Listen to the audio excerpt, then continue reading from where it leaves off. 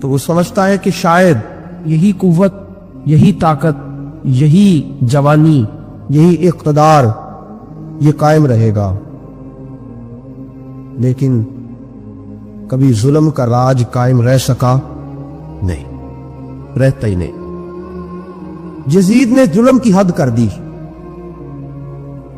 جب تخت حکومت میں بیٹھا تو ظلم کی حد کر دی۔ اس نے سمجھا تھا کہ شاید یہ اقتدار میرے پاس رہے گا، یہ تخت جو میں نے سجایا ہے اس پہ سجا رہوں گا، بنا رہوں گا، قائم رہوں گا۔ اسے سمجھ نہیں نہ آئی کہ حکومتیں ظلم سے نہیں عدل سے قائم رہتی ہیں۔ میرے عمر فاروق رضی اللہ تعالیٰ عنہ کی حکومت عدل سے قائم تھی تو 12 سال قائم رہی، 12 سال قائم رہی، اور عمر چلے گئے، عدل کرتے کرتے چلے گئے، لیکن مدینے کی گلی سے بھی جا کے پوچھو گے تو عمر کے عدل کی گواہی دے گی۔ مدینے کی گلی اور مٹی بھی کہے گی کہ عمر عادل تھا۔ یزید نے ظلم کیا نا، پورے 4.5 سال رہا، لیکن اس کا خیال تھا کہ میں جمع رہوں گا، بنا رہوں گا، رہ سکا نہیں رہ سکا، چونکہ اللہ غافل ہے، اللہ کو پتا ہے۔ اور ایک اور بات بھی، ایک اور جملہ بھی کہنے لگا، اسے بھی یاد رکھیے گا، ظالموں کو مددگار بھی مل جاتے ہیں، ظالموں کو مددگار بھی مل جاتے ہیں، بلکہ ظالموں کے مددگار زیادہ ہوتے ہیں، بدی جلدی پھیلتی ہے، گناہ جلدی پھیلتا ہے، ظالموں کے مددگار زیادہ ہوتے ہیں۔ یزید کو مددگار ملے، ابن سعد ملا، ابن زیاد ملا، شمر ملا، خولی بن یزید ملا، بڑے اسے مددگار ملے جو کہتے تھے کہ بالکل کوئی خطرہ ہی نہیں، دنیا تو ترستی ہے تیری دید کو، اور سب خیر ہے، ہر جگہ امن ہی امن ہے۔ یزید جب ظلم کر رہا تھا تو سمجھتا تھا مجھے کوئی نہیں پوچھے گا، کوئی میرے قریب نہیں آئے گا، لیکن یارو اس تک دنیا کا کوئی بندہ تو نہیں پہنچ سکا، لیکن اللہ کا قہر تو پہنچ گیا نا، اللہ کے انصاف کا ہاتھ کو پہنچ گیا نا۔ رب تو ہے نا دیکھنے والا۔ عبید اللہ ابن زیاد کے دربار میں جب سیدنا امام حسین کا کٹا ہوا سر پہنچا نا، اس نے ایک چھڑی پکڑی، اور چھڑی پکڑ کے نا تو امام حسین کے لبوں پہ مارنے لگا، کہنے لگا تجھے کہا تھا نا بات مان جا، کٹا ہوا سر تشت میں رکھا ہے، تجھے کہا تھا نا بات مان جا۔ راوی کہتا عبید اللہ ابن زیاد نے چھڑی ماری اور اس نے بے ادبی کی، کہنے لگا تو تھا ہی اس قسم کا، تیرا یہی حال ہونا چاہیے تھا معاذ اللہ۔ حضرت بریدہ اسلمی حضور کے صحابی دربار میں موجود تھے، فرمایا ابن زیاد تو برا ہے، تیرا باپ برا ہے، چھڑی پیچھے کر، پیچھے کر، ہٹا لے۔ راوی کہتے ہیں کہ 1 2 3 4 5 6 سال گزر گئے، وہی کوفے کا دربار، وہی محل، وہی تخت اور وہی تشت جس میں امام حسین کا سر رکھ کے لایا گیا تھا۔ 6 سال کے بعد مختار ثقفی حکمران بن گیا۔ مختار ثقفی نے کہا کہ میں چن چن کے ماروں گا وہ بندے، انہوں نے امام حسین کو قتل کیا تھا، 1 نہیں 2 نہیں 4 نہیں 6000 بندہ مارا اس نے، چن چن کے۔ مختار ثقفی نے ابراہیم بن مالک کو بھیجا، فرمایا جاؤ قتل کر کے لاؤ۔ لڑائی شروع ہو گئی، 1 محرم کو ہوئی تو پھر بند ہو گئی، پھر 5 کو شروع ہو گئی، پھر 7 کو شروع ہو گئی، 10 محرم کا دن آ گیا، 6 سال کے بعد وہی ظہر کا وقت آ گیا، وہی عبید اللہ ابن زیاد جس نے امام حسین رضی اللہ تعالیٰ عنہ کو قتل کروایا تھا، وہ گرا ہوا ہے اور زمین پہ گرا ہے، اس کی گردن پہ ابراہیم بن مالک نے پیر رکھا اور اس کی گردن کو کاٹ کے تشت میں رکھا، اور تشت میں رکھ کے جب اس نے کوفہ بھیجا، وہی تخت جس پہ عبید اللہ ابن زیاد نے بیٹھ کے امام حسین کے مبارک لبوں پہ چھڑی ماری تھی، اسی تشت پہ رکھ کے جب اسی عبید اللہ ابن زیاد کا سر سامنے رکھا تو کوفے کے اس دارالخلافہ کے ایک کونے سے ایک بابا بولا، اور بول کے کہنے لگا لوگوں گواہ رہنا میرا رب بڑا عادل ہے، گواہ رہنا اللہ بڑا عادل ہے. چیختا ہے کونے سے پکارتا کہتا لوگوں عدل ہو گیا، انصاف ہو گیا، عدل ہو گیا، انصاف. دیکھو دیکھو جب حسین کا سار آیا تھا ابن زیاد نے گستاخی کی تھی تو کونے سے آوازیں نکلنے لگی تھی کہ زیاد برا ہے حسین اچھا ہے. آج ابن زیاد کا سار آیا ہے، آواز پھر کونے سے نکلی ہے، لیکن آواز کیا گونج رہی ہے؟ آواز پھر وہی گونج رہی ہے، زیاد ابن زیاد برا تھا. مکافات عمل، مکافات عمل. اللہ غافل نہیں ظالم جو کام کرتے، اللہ غافل نہیں. 6 سال کے بعد وہی دن، وہی وقت، وہی گھڑی، وہی لمحہ، وہی سارا نظام، وہی دربار. انسان ڈرتا نہیں، انسان باز آتا، عبرت پکڑتا. ابن زیاد اس وقت کہتا تھا کہ میں جاؤں حسین کے پاس. یہ میں جو ہوتی ہے یہ مروا دیتی ہے. شیطان نے کہا تھا انا خیر منہم، میں بہتر ہوں. بس ختم ہو گیا، ختم ہو گیا. ابن زیاد قتل ہوا، وہی تاریخ، وہی زمانہ. اللہ کریم نے اس کو ذلت کی موت دی، مرا، اور 30,000 فوج لے کے نکلا تھا، پھر بھی بچ سکا نہیں. ابن زیاد کا حال ہوا. ابن سعد سیابی کا بیٹا تھا، نبی پاک علیہ السلام کے پیارے سیابی کا بیٹا تھا، جناب سعد بن نبی وقاص کی اولاد. لیکن یاد رکھنا اگر ایک سیابی کا بیٹا یزید بن سکتا ہے تو دوسرے کا ابن سعد بھی بن سکتا ہے. اور صرف یوں ہی توجہ نہ کیا کرو، ابو جہل کا بیٹا بھی تو سیابی رسول بن گیا تھا نا. رب فرماتا میں زندوں سے مردے اور مردوں سے زندے نکال دیا کرتا ہوں. میں کبھی کبھی کعبے کے اندر بت بھی رکھوا دیتا ہوں. گھر میرا اور میرے ہی شریک ہی اس گھر کے اندر راج کرتے رہتے ہیں، میری بے نیازی ہے، کچھ کا کچھ کر دیتا ہوں. ابن سعد مختار حکمران بنا، اور مختار ثقفی نے ابن سعد کے بیٹے حب کو بلایا. اور مزے کی بات یہ ہے کہ مختار جو بعد میں حکمران بنا نا، بڑی یاری چیز کی ابن سعد کے ساتھ. جتنے قاتلانہ امام حسین تھے وہ کوفہ چھوڑ کے بھاگ گئے، دوڑ گئے. اور ایک بات یاد رکھنا، ظالم بزدل ہوتا ہے، ظالم بزدل ہوتا ہے، اس کے اندر وہ اطمینان نہیں ہوتا، ڈر لگتا. بھاگ گئے سارے کوفہ چھوڑ کے. لیکن ابن سعد نے کہا مختار میرا یار ہے، مجھے کچھ نہیں کہے گا. اس کے گھر والوں نے سمجھایا کہ تو دوڑ جا، تیرا تو ظلم بھی بہت زیادہ ہے، دوڑ جا تو. اس نے کہا میرا یار ہے، مجھے کچھ نہیں کہے گا. اس نے کہا تو نبی پاک کے نواسوں کا نہیں بنا تو تیرا یار تیرا بنے گا. تو رسول پاک علیہ السلام کے خاندان کا نہیں بنا، ان کا تو نے احترام نہیں کیا، یاری کا. اس نے کہا نہیں مجھے کچھ نہیں کہنے والا، تم چھوڑو اس بات کو. حق کو پیغام بھیجا، بیٹا آیا. مختار نے کہا تیرا باپ کدھر ہے؟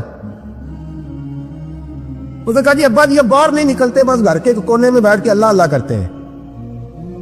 اس نے کہا اچھا کیا کرتے؟ کہا جی گوشہ نشین ہو گئے. اس نے کہا اب تیرا باپ گوشہ نشین ہوا ہے؟ اب گوشہ نشین ہوا ہے. بھیڑیے سے لومڑی نے کہا کہ جاؤ شکار کر لو.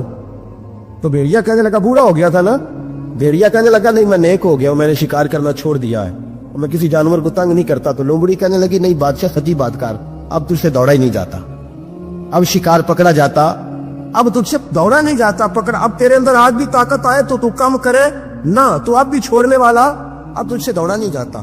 ملا رومی فرماتے ہیں بوڑھا ہو کے تو بھیڑیا بھی نیک ہو جاتا ہے.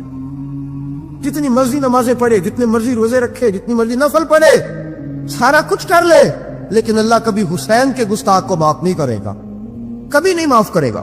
اس لیے کہ جو حسین کا بے ادب ہے وہ دراصل رسول پاک کا بے ادب ہے. اللہ اسے معاف کرے گا. وہ ظالم ہے، اس نے ظلم کیا. ابھی 6 سال ہی تو گزرے تھے، 6 سال ہوئے صرف. ابن سعد بھیجا بیٹے کو، کہا جا اب اپنے باپ کو جا کے کہا یہ مختار بلاتا ہے، بات سنے آ کے. ڈر گیا. میں نے کہا ظالم بزدل ہوتا ہے نا. کہنے لگا اسے جا کے کہو میں نہیں آ سکتا، بیمار ہوں. میں نے کہا چلو وہ نہیں آ سکتا تو ہم تو جا سکتے ہیں نا، ہم تو جائیں گے نا.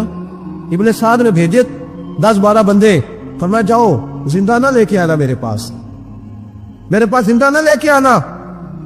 گئے، بیٹے کو حفص کو گرفتار کر کے کھڑا کر دیا، اور جناب یہ جو ابن سعد تھا اس کو بھیجا کہا جب تم اس تک پہنچو نا تو جا کے گردن مارنا اس کی، اور مجھے اس کی وجود نہیں دیکھنا، صرف کٹا ہوا سر دیکھنا ہے۔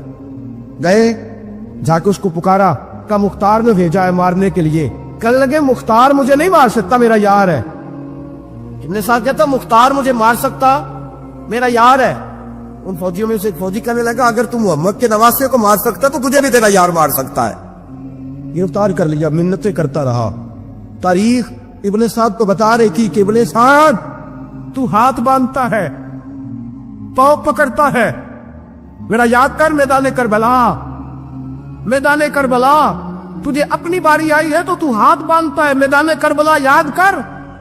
حسین نے بھائی کی بھی لاش اٹھائی تھی، حسین نے جوان بیٹے کی میت بھی اٹھائی تھی، 6 مہینے کا علی اصغر بھی اس کی گود میں دم توڑ گیا تھا، اس کی بیٹیاں پیچھے تھی، بہن پیچھے تھی، بھانجیاں پیچھے تھی، بھتیجیاں پیچھے تھی، لیکن حسین نے ایک بار بھی ہاتھ نہیں باندھے۔ یہ کون ہے اٹیک ہوا، غبار سے پھٹا ہوا، ہزاروں کوفیوں کے درمیان وہ اکیلا ہی ڈٹا ہوا۔ یہ بالیقین حسین ہے، نبی کا نور عین ہے۔ فرمایا یہ وہ میدان کربلا بھی یاد کرنا، تو ظالم تھا نا، معافیاں مانگ رہا ہے۔ حسین رسول پاک کے نواسے تھے، ایک بار بھی معافی طلب دیکھ، منظر یاد کر۔ ابن سعد کا ایک ہی بار میں سر قلم کیا، ایک ہی بار میں۔ امام حسین پہ تو پہلے 82 زخم لگے تھے تلوار کے، 82 زخم تلوار کے، نیزوں کے، اور کئی نیزوں کی الیاں امام حسن کے وجود، امام حسین کے وجود میں ٹوٹ گئیں جی۔ امام حسین رضی اللہ تعالیٰ عنہ پہلے ڈٹے رہے، جمے رہے، بڑی دیر کے بعد گر، پہلے ہی بار میں گر گیا۔ ابن سعد کا کٹا ہوا سر پہنچا تو بیٹا کھڑا تھا۔ مختار سبتی نے کہا کہ تیرا باپ میں نے مار دیا ہے۔ کہنے لگا کوئی مزہ نہیں رہا زندگی میں۔ اس نے کہا چلو ٹھیک ہے، تمہیں بھی مار دیتے ہیں۔ جب مزہ نہیں رہا تو مار دیتے۔ کاٹ دیا سر اس کا بھی، کاٹے، تشت میں رکھے، اور مدینہ منورہ حضرت محمد بن حنفیہ رضی اللہ تعالیٰ عنہ جو امام حسین کے چھوٹے بھائی تھے، جناب علی کی دوسری زوجہ کے بیٹے تھے، جناب علی کے صاحبزادے ان کے پاس بھیجے، اور بھیج کے کہا کہ لو ابن سعد کا سر حسین کا بدلہ ہے، اور اس کے بیٹے کا سر علی اکبر کا بدلہ ہے۔ جب محمد بن حنفیہ کے پاس پہنچے تو آپ نے فرمایا یہ کمینوں کے سر میرے بھائی کے سر کا بدلہ ہو ہی نہیں سکتے، یہ کہاں حسین کا بدلہ ہو سکتے ہیں، وہ حسین ابن علی۔ مجھے اس شخص کی کیا ضرورت ہے جو ممبر پہ بیٹھ کے کہتا ہے حسین ابن علی باغی تھے؟ وہ شخص اس کی نماز میں ہوگا، حج زکات دیکھا جائے گا۔ آؤ قرآن مجید سورہ شورا آیت نمبر 23، گھر جا کے قرآن مجید کھولو، یہ والی آیتیں بھی پڑھا کرو، یہ والی بھی کھولا کرو۔ صحابہ جمع ہو کے نبی پاک کے پاس آئے، عرض کی یا رسول اللہ صلی اللہ علیہ وسلم آپ کے خرچے زیادہ ہیں، آمدن کا ذریعہ کوئی نہیں، جس طرح آج لوگ ہر پیر صاحب سے نہیں پوچھ رہے، علامہ صاحب سے، کہ آپ کام کوئی نہیں کرتے، کپڑے پھر بھی سفید پہنتے، کیا ذرائع آمدن ہے، پھر بھی آپ گاڑی میں گھومتے۔ ہمارا تو پروگرام تھا مولوی بھوکا مر جائے، پر اس کے پاس آتے ہیں تو یہ تازی چائے پلاتا ہے، کیا مطلب، کس طرح کا رویہ ہے؟ صحابہ کے بار وہ یہ نہیں سوچتے تھے آتے کہاں، وہ کہتے تھے آگے بڑھ کے حصہ ڈالے۔ وہ سارے آگے بڑھے، کہا یا رسول اللہ صلی اللہ علیہ وسلم اخراجات زیادہ ہیں، ذرائع آمدن بظاہر کوئی نہیں، نذرانوں پہ اعتراض نہ کیا کرو، نذرانہ دینا نبی پاک کی سنت ہے، نذرانہ قبول کر لینا نبی پاک کی، بولو حضور کی سنت ہے۔ تو صحابہ جمع ہو کے آئے، ایک جگہ پہ میٹنگ کی، کہا تھوڑے سے پیسے ہر مہینے پیش کریں گے۔ تو حضور سے بات کون کرے گا پیسوں کی؟ کہا ہم نے نہیں کرنی، نبی پاک کے چچا جناب عباس کریں گے۔ حضرت عباس رضی اللہ تعالیٰ عنہ کے ذمہ لگایا گیا، جناب عباس آئے، حضرت عباس رضی اللہ تعالیٰ عنہ پیسے لے کے آئے، اور سیانے بندے تھے، انہوں نے بڑی سمجھداری والی، عقل مندی والی بات چھیڑی۔ یہ نہیں کہا کہ حضور ہم یہ نذرانہ دیں گے، کہنے لگے یا رسول اللہ ہمیں پتہ ہے آپ کی مذہبی مصروفیت اتنی ہے کہ آپ کو ٹائم نہیں ملتا کاروبار کرنے کا، اگر آپ کام کریں گے تو پھر آپ کس طرح کر کے دین کا کام ہو سکے گا، اور یا رسول اللہ آپ نے جو ہمارے لیے کیا ہے اس کا ہم بدلہ نہیں دے سکتے، ایک حرف کا بدلہ نہیں دے سکتے، حضور یہ تھوڑا سا نذرانہ ہر مہینے لایا کریں گے، قبول کر لیں۔ نبی پاک کے سامنے رکھا ہی تھا کہ اللہ کا قرآن بول پڑا، کا کل لا اسألکم علیہ اجرا، محبوب ان سے فرما دو کہ میں نے تمہارے لیے بڑی تکلیف سہی ہے، پر میں تم سے کوئی اجر نہیں مانگتا، تم سے کوئی اجر نہیں مانگتا، ہاں اگر تم نے کچھ کرنا ہے الا المودۃ فی القربى، تو میرے قریبیوں سے پیار کرتے رہنا، میری ختیجہ سے پیار کرنا، میری عائشہ کا ادب کرنا، میرے قریبیوں کا احترام کرنا. یا رسول اللہ ازواج تو گھر میں ہے ہی قریبی, کوئی اور بھی خاص ہے جس کا ادب کرنا ہے؟ تو نبی پاک نے فرمایا ہاں, علی, فاطمہ, علی اور فاطمہ کی اولاد. فرمایا ان کا ادب کرتے رہنا. اس کا مطلب یہ ہوگا کہ تم نے میرے ساتھ بڑا ہی اچھا سلوک کیا ہے. کہا ان کا ادب کرنا. جناب علی, سیدہ فاطمہ اور دونوں کی ان کا ادب کرنا فرائض دین. اہل بیت کا ادب کرنا فرائض. کچھ لوگ کہتے ہیں کچھ لوگ جی سید بن گئے, ہے نہیں, پر میں کہ جڑے بن گئے انہوں نے اللہ آپ ہی پوچھ لے گا تو ادب کر. جڑے بن گئے نے اللہ, شیخ الاسلام والمسلمین حضرت خواجہ قمر الدین سیالوی رحمت اللہ تعالی علیہ, دو بندے خواجہ صاحب سے مل رہے ہیں تو ان کو پتا تھا کہ خواجہ صاحب سیدوں کا بڑا احترام کرتے ہیں. تو دو بندے آ گئے, کچھ لینے کچھ مانگنے, تھے فرار دونوں. ٹانگے سے اترے تو سیال شریف کے رستے میں درمیان میں پروگرام بنایا کہ سنا ہے خواجہ صاحب سیدوں کا بڑا ادب کرتے ہیں, سید نہ بن جائے. بن بھی جاتے ہیں نا لوگ, اور سید نہ بن جائے. تو ٹھیک ہے جی بن جاؤ. بن گئے سید. خواجہ صاحب کو کسی نے اندر جا کے بتایا دو سید آئے, تو خواجہ صاحب اس طرح دوڑے کہ نہ جوتا نہ سر پہ ٹوپی, دوڑ کے آئے. شیخ الاسلام خواجہ صاحب نے ہاتھ چومے, نذرانہ دیا, 2-3 تھیلے بھر کے دیے لنگر کے. جب وہ جانے لگے نا تو خواجہ صاحب ان کے ساتھ باہر تک آئے. جہاں انہوں نے سید ہونے کا پروگرام بنایا تھا وہاں تک ساتھ آئے, ان کو روانہ کیا. ان میں سے ایک بندہ خود ہی بول پڑا, کہنے لگا حضور یہاں لوگ دروازے تک چھوڑنے آتے ہیں یا گاڑی تک؟ نہ دروازہ نہ گاڑی, آپ درمیان میں رخصت کرنے آئے, سمجھ نہیں آئی. تو خواجہ صاحب فرمانے لگے تم یہیں سید بنے تھے, یہاں تک ادب کرنا ضروری تھا. یہاں تم سید بنے تھے, یہاں تک ادب کرنا. پیچھے تم سید نہیں ہو تو میں کیسے ادب کروں؟ جہاں تک تم سید ہو وہاں تک ادب کرنا. اور میرے اعلیٰ حضرت نے عقیدہ دیا, کہنے لگے تیری نسل پاک میں ہے بچہ بچہ نور.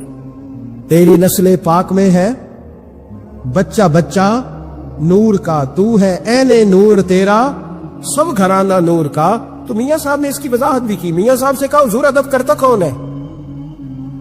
سارے تو ادب کرتے نہیں. تو میں دور دینا جاتا, پرانے محدثین نہیں پوچھتا, یہ کشمیر میں میاں محمد بخش صاحب سے پوچھ لیتے ہیں حضور ادب کرتا کون ہے؟ تو میاں صاحب فرمانے لگے اصلا نال جے نیکی کریے.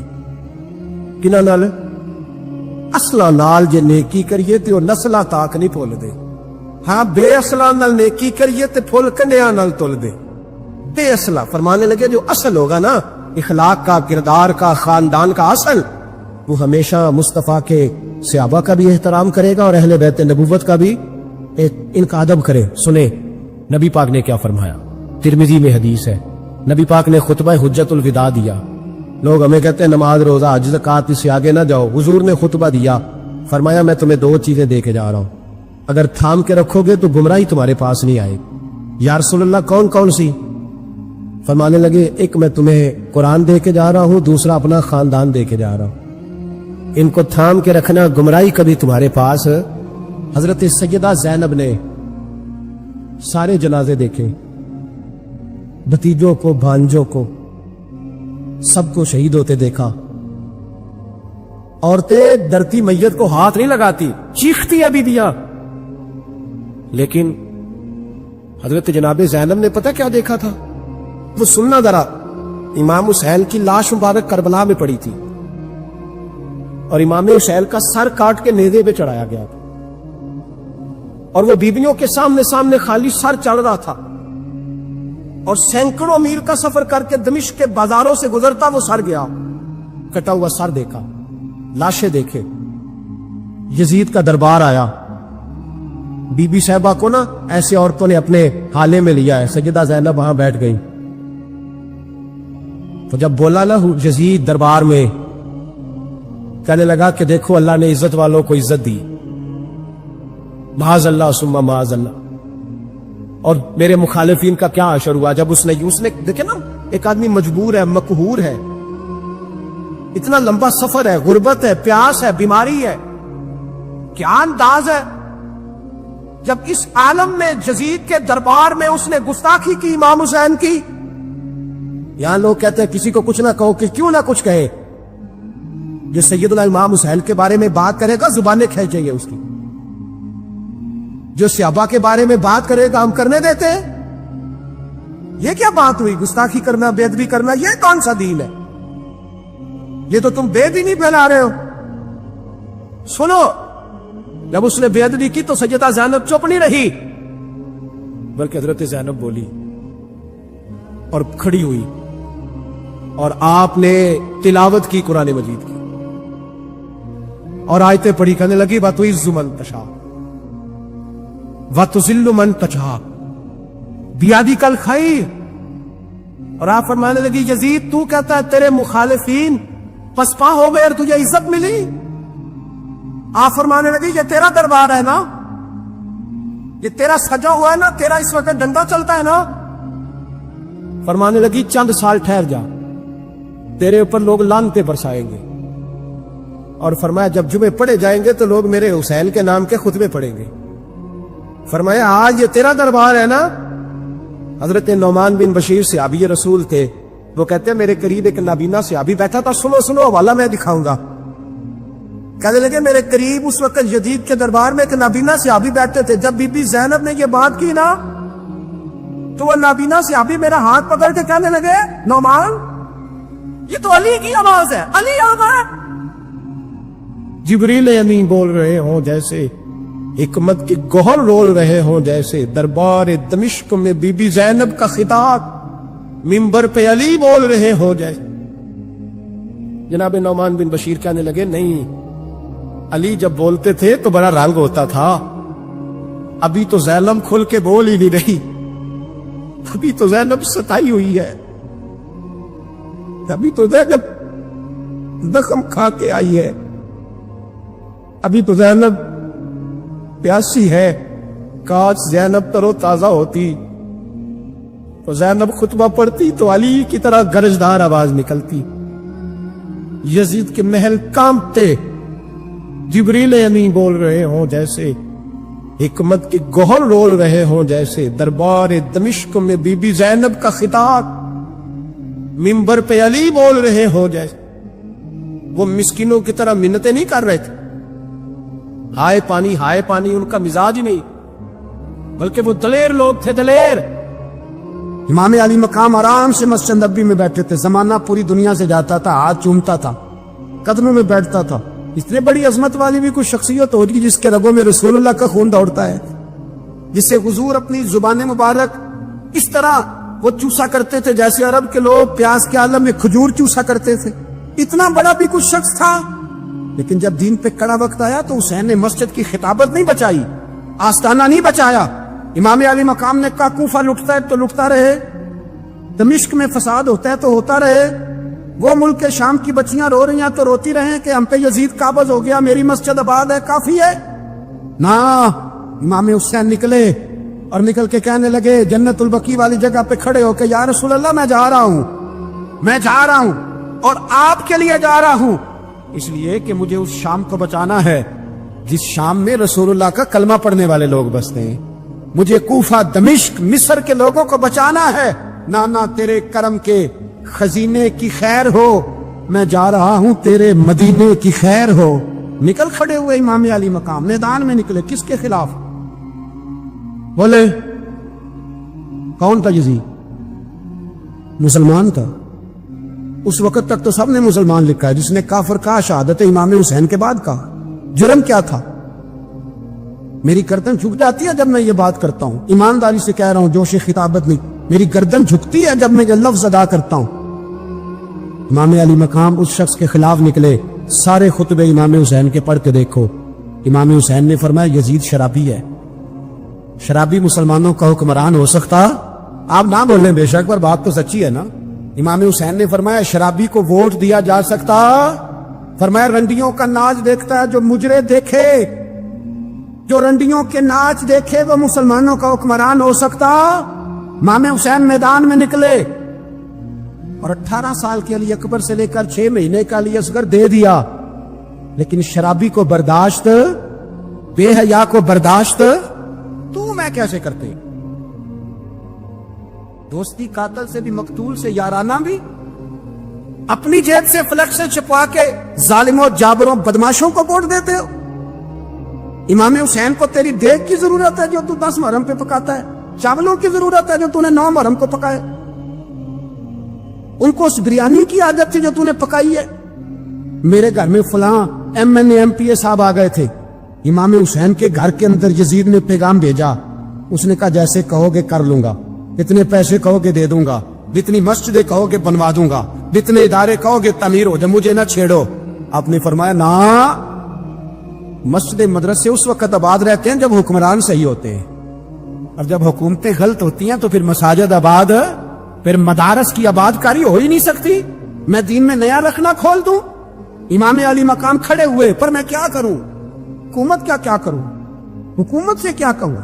अगर मेरी मिल्लत के अपने जवान के मोबाइल में रंडियों का नाच हो तो 10 मुहर्रम को तो इमाम हुसैन करबला में तड़प जाते होंगे।